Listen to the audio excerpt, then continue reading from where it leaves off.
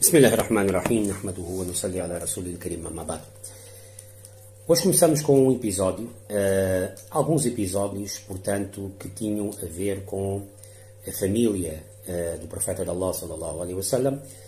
Episódios estes que muitas vezes são passados por cima, porque entre nós, muçulmanos, há naturalmente um total respeito completo para todos os discípulos, e a família e as esposas. Isso é um dado assente que o nosso respeito por eles é total e que tudo o que realmente nós ouvimos da vida deles, apesar de, sendo eles seres humanos, terem cometido alguns erros, isto não afeta e não deve afetar em nada o nosso conhecimento, o nosso sentimento e a nossa fé e o nosso profundo amor e respeito por eles, porque eles foram quem o profeta de Allah, sallallahu alaihi wasallam, amou, e então amar quem o profeta amou, naturalmente, é sinal do nosso amor com o profeta de Allah, sallallahu alaihi wasallam.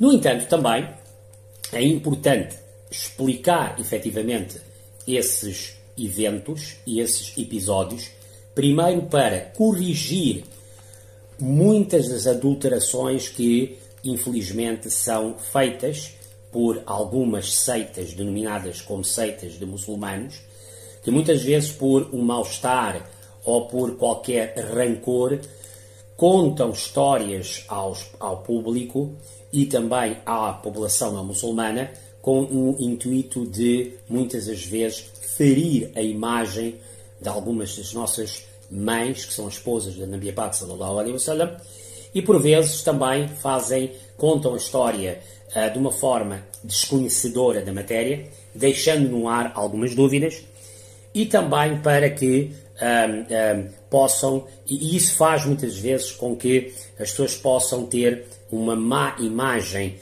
e não sabem a história inteira, e é por essa razão que nesta série sobre a sira do profeta de Allah sallallahu alaihi wasallam, nós não vamos querer ultrapassar isso, queremos apresentar a situação e também explicar efetivamente o que é. Há uma situação que tem a ver com Sayyidina Maria Qibtiyya, radiyallahu anha, como chama, já falámos sobre ela no episódio passado.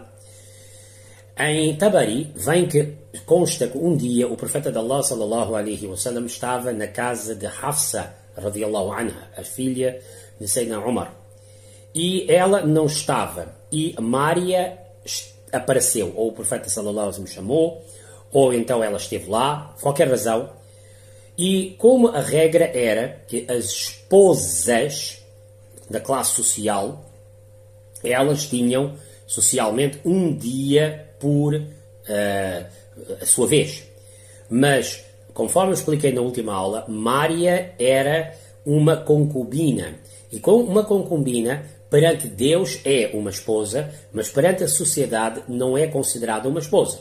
Logo, ela não tinha um dia fixo. O profeta de Allah, sallallahu alaihi wasallam, podia estar com ela intimamente sempre que assim quisesse. Então, ela, naquele dia, esteve na casa de Hafsa e houve uma intimidade com o seu patrão, é perfeitamente permitido, e o profeta de Allah sallallahu alaihi wasallam esteve com ela durante algum tempo. Quando ela se foi embora, consta que Hazrat Hafsa viu que Maria saiu da sua casa e chegou a casa e esteve bastante irritada com a situação. Nós iremos mais tarde também, na próxima aula, falar o quanto havia o amor e o profeta sallallahu alaihi wasallam tinha pelas suas esposas, e muitas das vezes o quanto ele também tolerava, ao contrário do que se vende lá fora, que os árabes e os muçulmanos maltratam e batem e transformam as suas mulheres em escravas. Não era isso que os Sahaba fizeram e não foi isso que o profeta de Allah sallallahu alaihi wasallam fez. Vocês irão ver nessa história agora que estou-vos a contar, bem como na próxima semana, vocês vão ter uma ideia completamente diferente do quanto foi distorcido a imagem do Islão, não só nas populações não muçulmanas, como também os próprios muçulmanos distorcem muitas vezes para o seu próprio interesse. ela ficou irritada, o profeta de Allah, porque ela disse que porque é que a Maria veio para a minha casa? Portanto, eu não quero ninguém na minha casa, porque para todos os efeitos Maria era também uma rival, portanto, podia não estar casada com o profeta sallallahu alaihi wasallam como uma mulher livre, mas o facto de ser uma concubina, uma escrava, tinha, naturalmente, a mesma intimidade com o profeta de Allah, sallallahu alaihi wasallam. Mais tarde, conforme expliquei no episódio dela, ela até deu um filho, algo que nenhuma das outras esposas, tirando Khadija, deu.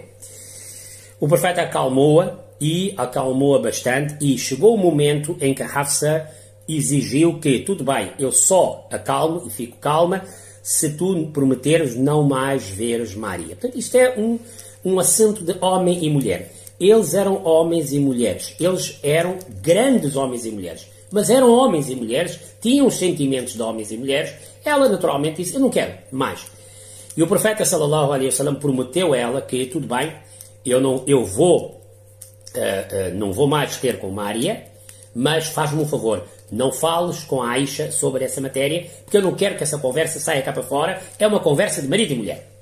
Mas, infelizmente, Hafsa, na sua ingenuidade, um dia sentou-se com a Aisha. Dizem que a casa das duas era praticamente colada uma com a outra, só havia uma parede no meio que separava as duas casas, e entre as paredes ela contou. Provavelmente contou por ingenuidade, ou contou porque a Aisha deve ter dito, mas o que é que se passou, o que é que se passou, o que é que se passou, ou então provavelmente ela quis pôr ciúmes. Havia isso entre as mulheres. Volto a dizer, elas eram mulheres no fim do dia. Elas tinham os mesmos problemas que nós temos. O que fez elas melhores é que elas souberam ultrapassar esses problemas. E provavelmente para pôr ciúmes à Aisha, deve ter dito, olha, sabes, o profeta prometeu, já nunca mais vais com a Maria, comigo, ele fez isso. E Aisha e Hafsa eram claramente amigas, mas também eram rivais para todo efeito. E até dizem que a Maria era também uma rapariga extremamente bela, muito bonita, e o profeta sallallahu alaihi wasallam até enviava Maria para um bairro chamado Al-Hawali, que era lá onde ela ficava. Ela não ficava nas casas normais. E então, quando isto aconteceu, foi revelado o Sura Tahrim. O Sura Tahrim é o capítulo que, portanto, é o capítulo número, portanto, 58. E neste capítulo, aliás, desculpem, peço imensa desculpa, não é o 58, é o capítulo 66, onde nos primeiros versículos, Allah subhanahu wa ta'ala, de uma certa maneira, avisa ao profeta de Allah, sallallahu alaihi wasallam, para o porquê que ele tornou proibido algo que era permitido. Ou seja, Maria era uma mulher halal para ele, porque é que ele tornou proibido ela, tabtaghi mardat azwajik, apenas para satisfazer a sua mulher. Vejam o marido que Rasulullah sallallahu alaihi wasallam era. Qualquer mulher iria amar ter um marido como ele, que fizesse coisas só para agradar a sua esposa. Isso é algo que qualquer mulher quer. Portanto, a imagem que se vê do profeta lá fora é uma imagem errada. É uma imagem de um homem mau, na'uzubillah. É uma imagem de que ele... E depois é assim, sendo ele... Quando na realidade, veja, o próprio Corão está a dizer que há limites para agradar uma mulher. Há alturas em que a gente deve agradar uma esposa, mas há limites. Agora, chegar a um ponto de tornar proibido algo que não é, está errado. E o Corão teve que intervir. Reparam, este é o professor, e naturalmente os seus alunos também seguiram isso. Esta era a doutrina que o profeta sallallahu alaihi wasallam estava a ensinar, que é: tentam realmente agradar as vossas mulheres, tentam realmente ser bons com elas, mas naturalmente Allah depois põe um limite, que é tudo certo, mas não pode chegar a um ponto em que o que era halal tornar em haram. Isso efetivamente não. E depois Allah nos versículos conta efetivamente tudo que aconteceu a seguir. E isto mostra também que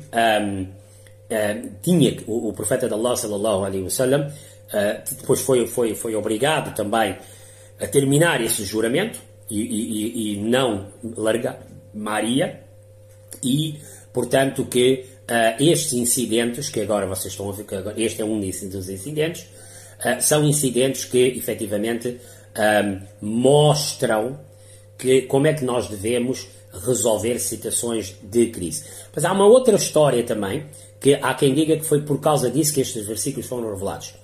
Que o profeta sallallahu alaihi wasallam, depois da hora do Asr, costumava visitar as suas esposas. E ele costumava ficar um bocadinho mais tempo na casa de Zainab, radiallahu anha. As mulheres, as esposas, mais tarde ficaram a saber que ele ficava um bocadinho mais tempo porque ela fazia uma bebida misturada com água, com mel, e ele gostava muito de beber esta bebida.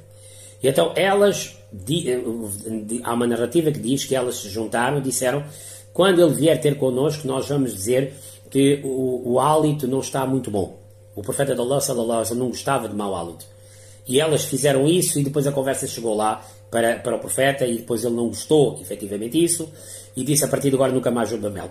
Seja como for, essas duas situações criaram um problema de crise e esta crise foi de tal maneira foi de tal maneira necessária que o Alcorão, efetivamente, teve de revelar estes versículos do capítulo 66, em que o Corão também diz que Deus tornou obrigatório abrir o juramento, portanto, o juramento de algo, porque se o profeta sallallahu alaihi wasallam não mais bebesse mel, ninguém hoje iria beber mel.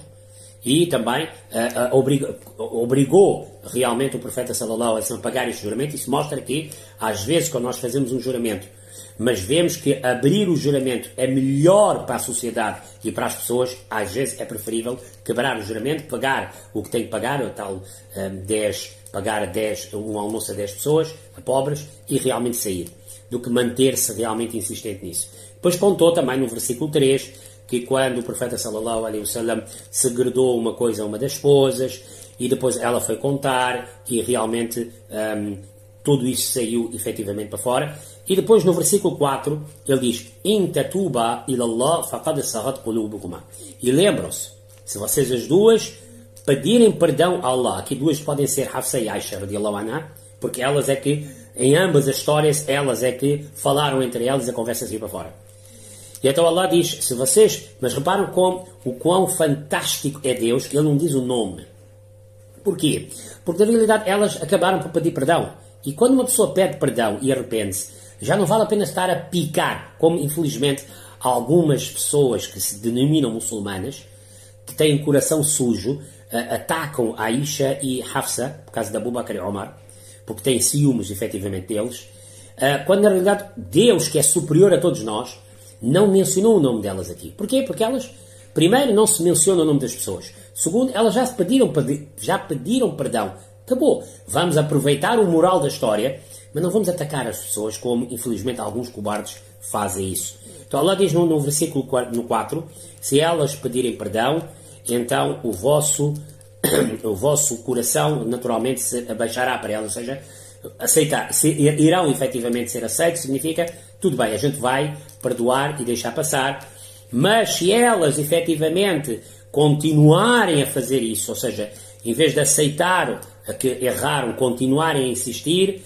então lembram-se que Allah é o teu, ou seja, está a falar diretamente com o profeta de Allah sallallahu alaihi wasallam, que Allah é o teu mestre, e de Ibrahim e todos os meninos também, e também os anjos, ou seja, todo o mundo efetivamente irá estar ao lado do profeta de Allah sallallahu alaihi wasallam. Ibn Abbas radiallahu anhu até pergunta uma vez a Sayyidina Umar radiallahu anhu que quem eram essas duas senhoras, e Omar disse mesmo que eram Aisha e Hafsa, que efetivamente tiveram envolvidas nesse problema, mas que mais tarde ficou resolvido e elas praticamente aceitaram o seu erro e o profeta pagou o seu juramento e as coisas efetivamente terminaram. Mas Deus ainda vai um bocadinho mais longe no versículo 5, que se Deus quisesse, se Deus tem tanta esperança, Deus tem tanta força, que se um dia você tiver que divorciar-se delas, então nós podemos trazer mulheres muçulmanas, crentes, boas, piedosas e tudo mais. Em outras palavras, Deus não está a necessitar efetivamente de ninguém. Depois há um outro incidente que acontece a seguir, e que levou o profeta de Allah sallallahu alaihi wasallam a ficar um mês separado das esposas. Portanto, isto é o primeiro incidente. Aqui, muito provavelmente, elas foram chamadas à atenção, as duas senhoras, e elas, naturalmente, porque eram crentes, perceberam o seu erro e acabou-se o problema. Mas no ano 9 há mais um outro incidente, e por isso é que estamos a pôr os dois incidentes juntos. Na altura eram 9 as esposas que estavam vivas com o profeta de Allah sallallahu alaihi wasallam. Em Muslim Sharif, em Muslim, há um hadith em que um anjo foi ter com o profeta de Allah sallallahu alaihi wasallam e falou com o profeta de Allah sallallahu alaihi wasallam sobre essa matéria. Enquanto que a primeira situação foi uma situação que o Corão falou e efetivamente foi resolvido entre eles, esta segunda situação é uma situação que levou o profeta de Allah sallallahu alaihi wasallam a ter que ir embora de casa e a ter que realmente dar uma escolha às esposas, todas. Inshallah, para a semana, na próxima aula, iremos falar sobre isso. Wa akhiru da'wana alhamdulillahi rabbil alamin wa sallallahu ala sayyidina Muhammad wa ala alihi wa sahbihi ajma'in.